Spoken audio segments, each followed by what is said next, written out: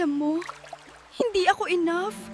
Kahit anong layer mo sa akin, kung dehydrated ka naman. Hoy!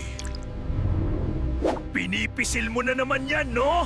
Tumigil ka! Ako na bahala! Ginagamit mo ako, tapos lalabas ka sa araw nang walang sunscreen? Desisyon mo yan. Wait!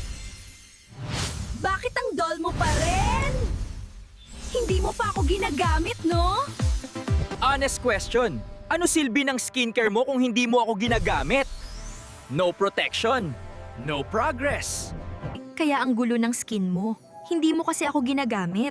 Oil, pores, redness, ako ang solusyon mo.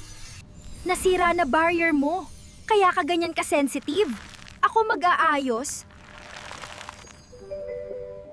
Akala mo glowing ka na? Dead skin lang yan. Tatanggalin ko lahat.